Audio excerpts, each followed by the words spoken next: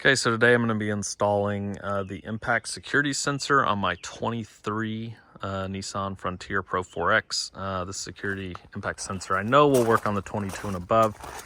And so the directions call for you to tap into the accessory service connector here. I've already got one just because when the factory installed these kickboards here, they went ahead and installed the accessory service connector here and then across the way.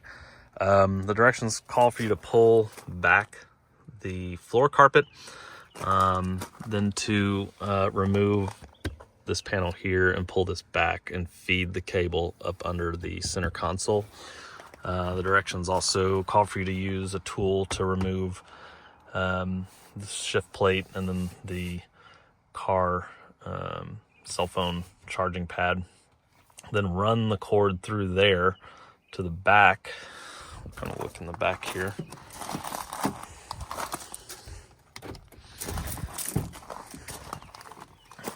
To then move this overly priced speaker from Nissan. You're going to then remove this panel here, disconnect the USB and power cable, and it should install kind of back here, I think, below this. Just kind of bolts in. The bolt should already be there. And then again, that electrical connector will then feed through the panel back through the middle console underneath the floor carpet into the kick panel, where the accessory service connector is. You can probably see it back there. And looking at the instructions, it seems that the colors of the cords or the cable are all pretty matching up. So black to, black cable to black for the ground, and then for the horn and for the security sensor, all that. The cables will just T-tap there. Should be pretty straightforward.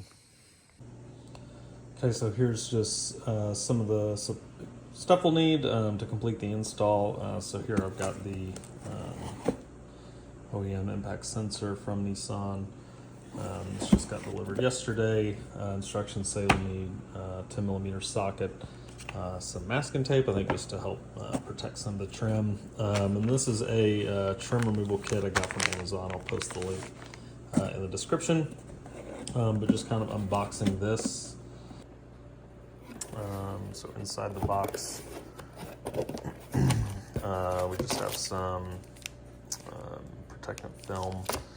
There's probably some Velcro or something in there. This is the actual sensor. I went ahead and opened it just to make sure it all looked right. Then some zip ties. There's the Velcro there. And then the power supply.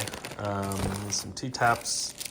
This is what Nissan uses to connect the wiring. This is a reference guide. I'm probably going to keep this in my glove box. There's some instructions on here, so apparently you can enable and disable the alarm depending on if you're leaving like your pet in the vehicle and you don't want the dogs tripping the alarm, or you can disable it permanently until you want to turn it back on again. So there's just some instructions I'm going to be sure to keep in the car. And then just the instructions for install that you can download online, and then I'll put the link for the print off instructions in the video description as well. So let's get started. So the first thing I always do that you should do anytime you're dealing with the electrical stuff is to just unscrew or disconnect the negative terminals. So this is just a 10mm socket. I don't know, just always done this. Better safe than sorry, especially when you're dealing, I think anytime you're near the airbags. I always just like to disconnect it so that an airbag doesn't blow up in my face. So should be easier than this to disconnect. And then just kind of hide that away. Make sure it doesn't pop out and touch it when you're working on stuff. So do that first. Okay, so just you can use one of these tools and you just kind of get up under here and just kind of disengage those little few clips. Be sure to get around both the back sides. I'm not going to take this whole thing off. I just need to be able to take it off just enough to pull this back. Don't forget there's a screw right there, plastic screw. And I just use this tool here. It kind of works like a flathead screwdriver, and you'll just undo that screw, and then this whole plate will then be able to pull off. Yep, so that pulled off pretty easily. Yeah, it just clips under here, and then clips once at the bottom and once at the top. So just kind of you have to push it that way towards the pedals, and then pull it out towards you. Then you can see I've got the accessory service connector. So I've already done some installs on this connector. So obviously this illuminated kick plate here is plugged in, and then I have a dash cam, and then the dash cam, yeah, is installed down the A-pillar into this already, and then just wrapped up. So I'll need to unwrap this to expose all these cables to be able to T-tap in. Instructions say next to pull this out, which will be my first time doing this.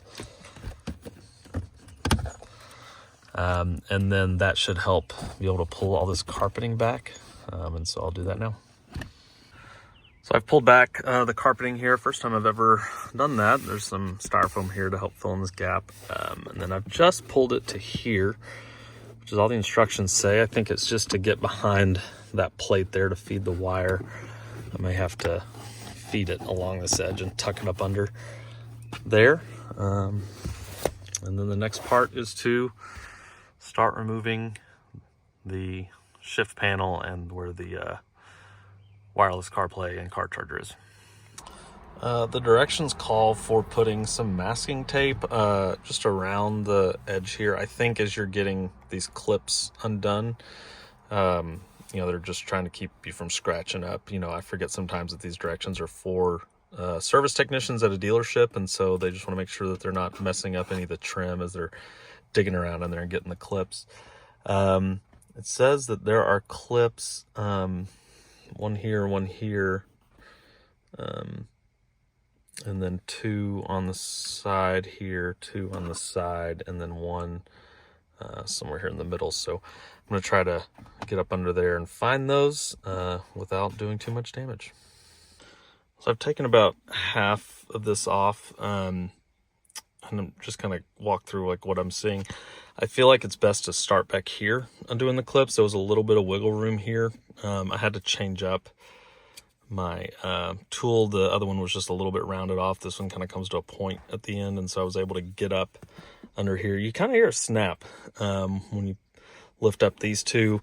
Then I just kind of worked my way around. Had to give a little bit of pressure, and I can see why they wanted the masking tape down here. You can kind of see as I'm digging around, it's digging into that masking tape, and so just having something there to take that scratching is nice. There was a clip here that snapped, and then two here.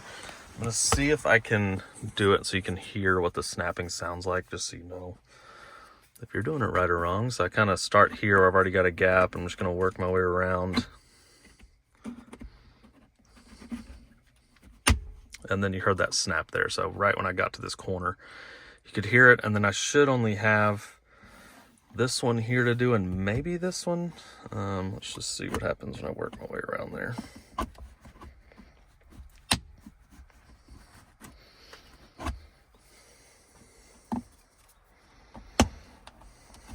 think some of these are reconnecting after I snap them out.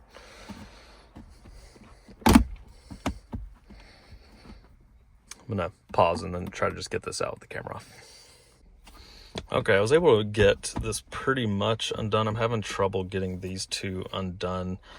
I'm wondering if I just go ahead and move on to getting this removed off the shifter panel. If this is all just connected, it kind of looks like when I'm trying to separate these, they're trying to just stay together. So I'm just gonna try to go along the line here and just pull up this and maybe pull it up as one whole unit instead of separating the two. So someone mentioned this in a forum, and I don't know why I didn't believe them, but this piece is actually on top of this one. You can look here.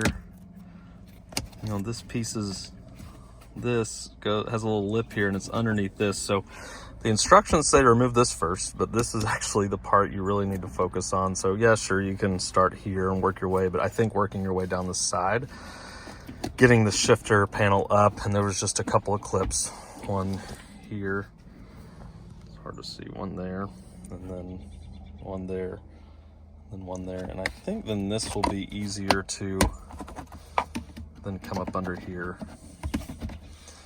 and release, because now there's not a plate on top of it. And yep, so that clip finally came out, because this wasn't on top of it anymore. So I should be able to pull this out. Yep. And then there should be my car charger is going to be plugged in under there, so I can't really remove it just yet. I'm going to work on getting those disconnected and come back. Okay, so I was able to unplug those two. This is just the charger itself, and there's a little tab underneath there that you've got to squeeze to get out. And then this one too has a small tab there. Might help if you have a small fingers or a flathead screwdriver, and then that just pulled out of that little, oh, it almost looks like a relay. And we'll just pull this out and set it to the side. I'm not going to remove this whole shifter panel. I'm just going to pull it up a little bit, and I can pretty much see all the way down it, down the back, and kind of where the cord's going to go here in a moment. And then just run it through that way, so I'm not going to remove this whole thing. Okay, so I'm just going to pull that back, and so I'm in the rear of the vehicle here where the USB port panel is. There's not really like a spot to grab. The best part is down here at the base. Kind of pull that out. I'm going to work on this end first, because I started a little bit. You just pull, you can hear some clicks, and that pulls right out. And then it says to disconnect USB. Well, I guess I'll do it just to get it out of the way. You can see the tabs. So if I can zoom in, you got a tab here, and then a tab.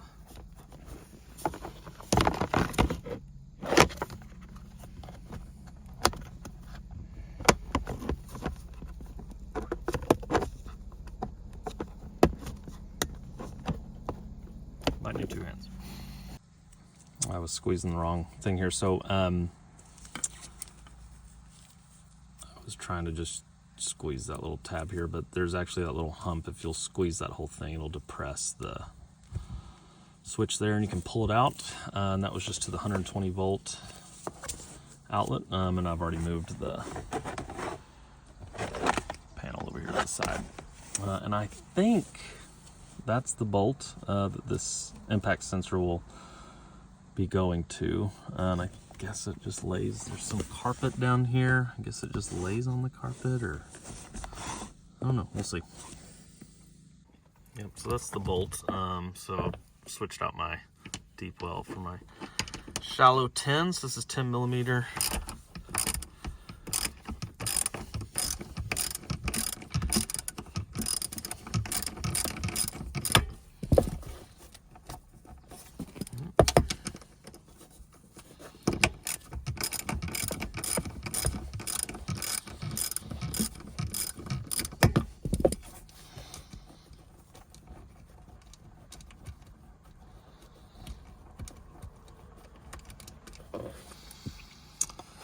And then looking at the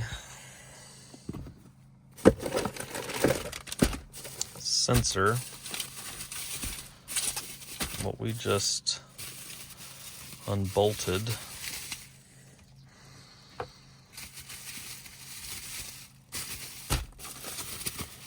maybe I shouldn't be jostling around this expensive sensor.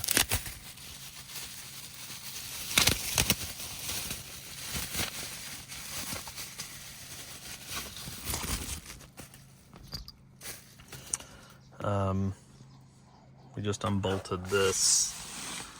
I think it's gonna slide up in there and then bolt on there. And it's kind of suspended. When you can kind of hear it when I hit it flush, it kind of keeps that sensor from laying down flat. It's kind of suspended.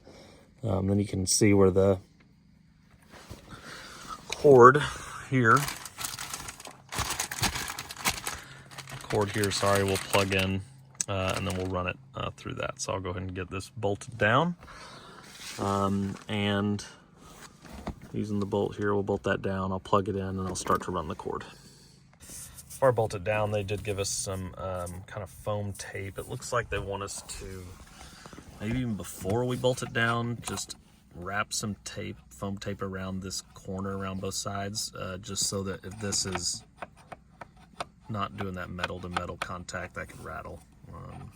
That sounds great, so we'll put that tape on. Then I'll get this bolted on and the cord start fed through. All right, so I've put, you can see just some tape. Where's my finger? Sorry, you can say I put some tape here. I've connected the cord to this, and before I mount it, I'm just gonna make sure I can retrieve this. All I did was just stick it. You can see light coming through. I just stuck the cord just right inside there. I just want to see if I can be able to see it and feed it quickly. Come over here to my console, and then I can just see it right there and actually grab it. So I'm gonna kind of get back there and feed this through. I'm gonna come up under this. I don't know, I think I'm just gonna feed it as far as I can and then come down below the carpet. But for now, I'm able to get it to this point. Okay, I've got that bolted down, the cord run through, and then it's just coming, I might be able to see it here, it's just coming out the top of that panel.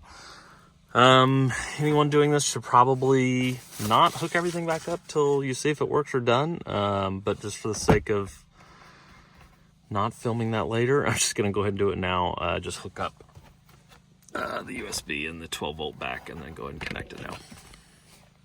Okay, that's all hooked up and back on, and it's mat in place. Very easy. So right now I have the cord coming up through where that charging platform is. I'm gonna go under this piece of plastic here and then come up under here. I've already got other stuff going. I'm gonna try to figure out how to get this all the way to the left there. I may have to go down at the base. We'll see. All right, this took me a little longer than I'd like to admit, but I got it here. So what I did was ran the cable through the bottom, and then I got my hand down here and took the cable and pushed it as much as I could in between the seat and the panel, and then was able to make it stick out just a little bit. And I reached down there and was able to feed the line, just kind of pull it inch by inch. I was able to feed it out here, and then I don't know, I mean, there's a little slack in there. I don't want it to be taut, so I may just see if I have enough. I mean, it looks like it'll reach here just fine, so I may just keep it there and tape it down, so it's not super tight in there. But here I'll just got it now, feeding it down underneath the carpet like it says, and it says to tape it down, which we'll do, and then hook it up here. That should be enough slack. So I'm gonna get all this taped down and ready to connect. Okay, so I took the carpet tape, and it sticks pretty well. It comes down here. Just kind of notice where I taped it was just like right when you start seeing this white foam on the bottom carpet, just kind of right there. You know, I'm not too nervous about how much slack I have left, but I mean, you know, it reaches it, but there's not much play here. And so maybe if I were to do it over again, I might make sure that I've got that routed in a nice straight line in there and make sure it's not, no slack is being left there in the center column. So I got all this locked in. Yeah, I mean, I guess I would maybe even double up on my masking tape. I've just noticed where when I first started, around the edges, you can kind of just see where I got a little rough with the trim. I mean, this is not a huge deal. I just, for those of us that like it to look perfect, you can just kind of see where my tools are working. So maybe be very careful and don't use as much force, or double up on your masking tape and just make that not look like that. And then I'll just move down here to putting the carpet down, and then I'm not gonna start the trim yet because I've got to hook this up before I'll all that gets locked into place. Okay, I've got my accessory service connector untaped, and depending on what you've already done yourself or what the dealership did, you may have things already plugged in. So I've got my dash cam and then these illuminated kick plates. So this is the unused cords, and then you can just kind of follow up here and see what cords are already being used, and I just kind of want to keep those together. And then over here, the cords I have, so 1, 2, 3, 4, 5, 6, 7 cords we have to T-tap today. And the instructions say they are all the same color, so white on the impact sensor goes to white on the service connector, teal, light blue, I guess this is pink, red, and then dark blue, black. All those will get T-tapped into here. I'll do one of these to show you what it looks like when you T-tap something, and then I'll just do the rest and show you what it looks like when it's done. So just going off of what the dealership did when they did the kick plates, these illuminated kick plates, the red side of your T-tap, so it's got a red and a gray side. The red side is going to be your accessory. So in this case, the impact sensor. So I would unscrew this red side, take off the coating here that they've already cut for you. Take it off. Once this is, the red side is off, you would, let's see if I can do this here. You would thread the cord that you're using through here. They tell you in the instructions to kind of, once it's in there, kind of spread out the wires, and then you'd insert it into here, twist it, and then, you know, theoretically all those wires would get wrapped around that screw. Then the gray side is actually what you tap into on here. So instead of coming here to the end, notice what they did here, they just tap into just a section. Because I mean, you got to think, if we're adding accessories throughout the life of this truck, we don't want to have to keep changing the accessory service connector every time. So theoretically, you could have a bunch of, not too many, but a bunch of T-taps tapped into one wire. So keep these gray ends here, just tap into a spot on this wire. So I've just started with the ground. I just took the coating off that they have at the top already cut, put it through the unscrewed red part, kind of spread out the wires a little bit, then attach this to here, and you can kind of give it a tug and it's not coming out with much force. So I will then unscrew this gray part,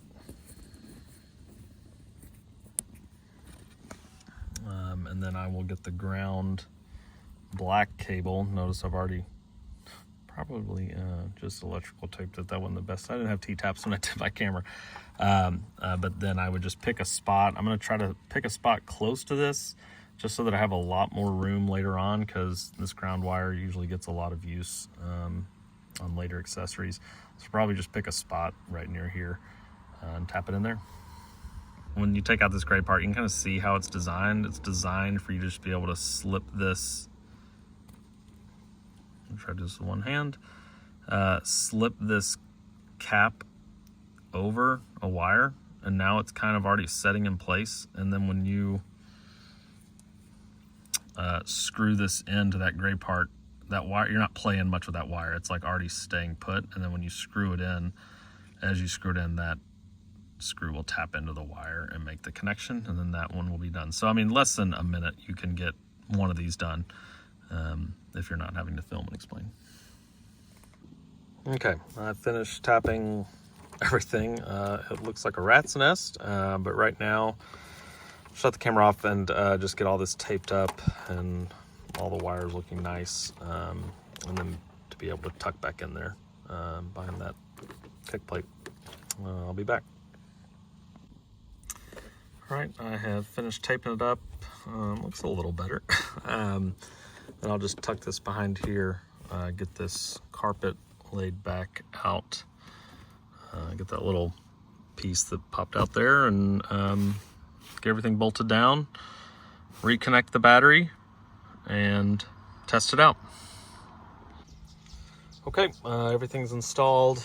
Everything's back into place. I have reconnected the negative battery terminal, and now I'm going to close everything up. I read on some forums that, on a forum, that some people were saying they weren't getting the alarm right away. They would kick the tire, nothing happened, bump into their car, nothing would happen.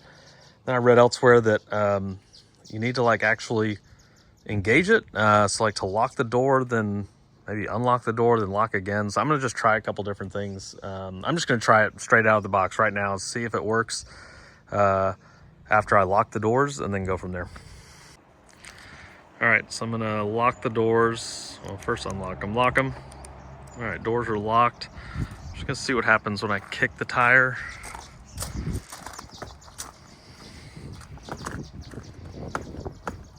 Not getting much. Let me just, or anything, excuse me. Just try to hit the car. Also have a dash cam in there that starts to record if I hit the car, so don't want to do it too much. Let me just try to unlock it, open the door, lock it, try to kick the tire again. Nothing.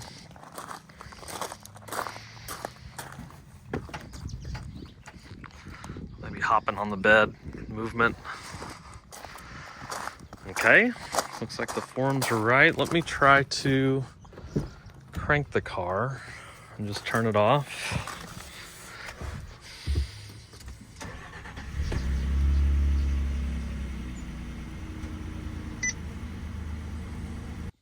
Well, when I cranked the car, it started to go to airplane, turn my camera off. So I've cranked it, I've turned it off, getting out.